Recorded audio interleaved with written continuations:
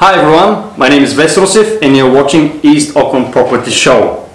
And today I decided to cover a topic that it's interesting but could be very sensitive and private for a lot of people out there. And the topic is deceased estates. And I thought who would be the best person to talk about it than the king of property law, Kristine King. That's going to make me blush. Yes, thank you. So, Kristine, let's start by defining what is a deceased estate for people out there who have never heard that term, which is, I think, fair enough. So what you're probably referring to in your context is when you come across it as an agent, okay? Yes. And for you guys, you're seeing those ads, you know, deceased estate selling. Must sell. Yeah, must sell is often the wording, yes. What it's indicating is that someone has passed away, and the person who's been appointed by the court to administer their estate, the executor, there's some terminology there, has decided to sell the property, okay? And then that's that terminology, deceased estates, indicating someone's passed away, the court's approved that person to look after the estate and sell everything, and the property is being dealt with as part of that process, okay? Certainly for you as an agent, you sometimes will encounter then some special clauses. And for you guys as buyers, your executors often don't have a lot of knowledge about the property, so they will often say, acknowledge that fact and maybe try to limit some of the warranties in the agreement. Yes. You've seen that, right? Okay. And guys, there's nothing wrong with that per se. It acknowledges what's happened, okay? It means that someone's passed away, the person appointed by the court, the executor, probably hasn't lived in the property and doesn't know if the systems in the property are working. Does the heater work? Yeah, the channels, stuff like that. Also doesn't know, has there ever been a building consent not applied for? So quite rightly, and I know I put in these clauses myself when I do it professionally, you will often find a limit of liability.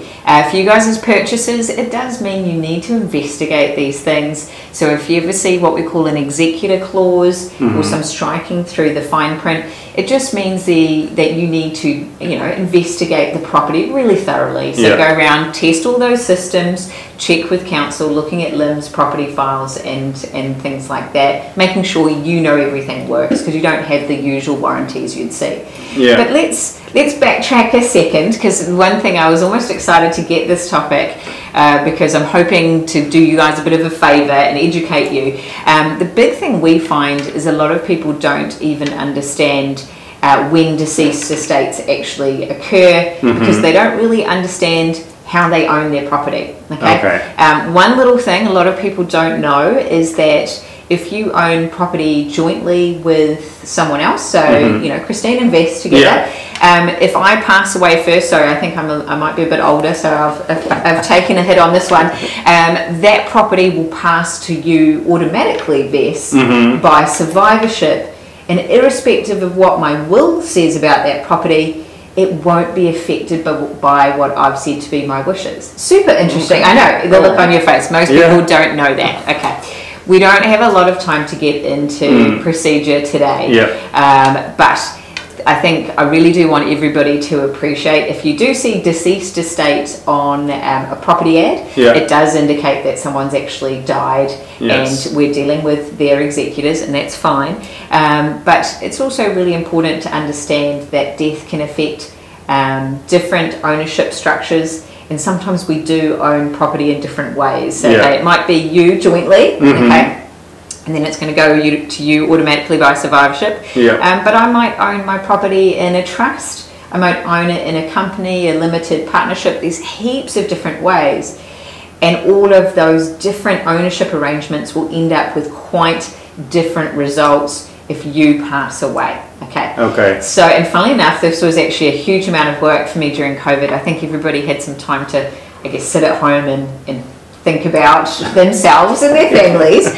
So we did a huge amount of work looking at people's wills, but before you even look at your will, you should really look at how you own property to work out how your will interact with that property when you pass away. So there is a difference if you have a will or if you don't. If you don't. Yes. Now, I have to say this is... Especially relating to deceased estates. Exactly. And this is terrible, funny, but terrible.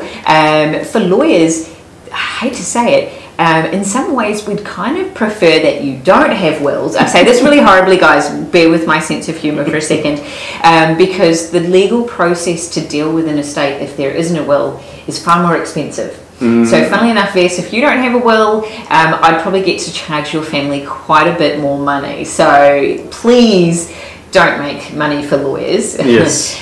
It's a lot better that you have a will, because then we've got quite a straightforward procedure to put that will into the court. It's called the probate application process. Yeah. If you don't have a will, it is a lot more involved as a court process to apply for what we call letters of administration. Okay, so we don't have time to get into it, guys, but do yourselves and your family a bit of a favour. Don't just line the pockets of us pesky lawyers.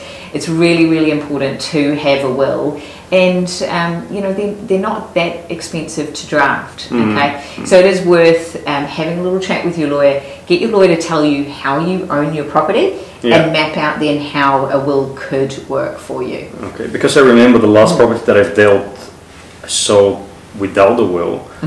I think it took months. Oh, I think it was years. Yeah, and it's really sad. And the terrible thing that means for the family, they're waiting. You know, it's hard enough to grieve for a loved one, but then to deal with quite an involved legal process, because you know we have to do things like try to check that there's no other children that we don't know about. I know, and try and advertise for wills and hunt for them. It's really, really upsetting. And then obviously the more delay and process we've got now, it pushes out the family's ability to resolve matters and to deal with those assets. So it's really, it can be quite heartbreaking. So this is the thing. That specific property, it was a big family, and they had different interests and they wanted to go different ways. So it took them a lot of time too. And the other thing about not having a will is you don't actually get to pick then how your estate is distributed.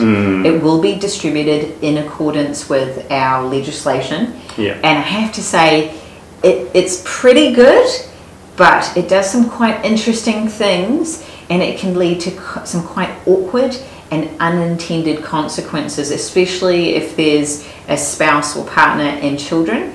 It won't give you the mix that often, you know, partners, husbands and wives, de facto partners would expect in terms of how the assets would be dealt with. So do yourselves, do your families a favour, just always have a will, okay? And again, just full circle in terms of our advice, I know it's really exciting when, you know, you sometimes do see these ads for deceased estates, okay? It certainly can be an opportunity, but for you guys as buyers, be educated. Make sure you appreciate that you might have to do a little bit more investigation, because you've got to be certain about that property, because unfortunately the person who knew a lot about it isn't with us anymore. Okay, cool. That was all for deceased estates. Thanks for watching, and see you on the next one. Thank you. Thanks for hearing.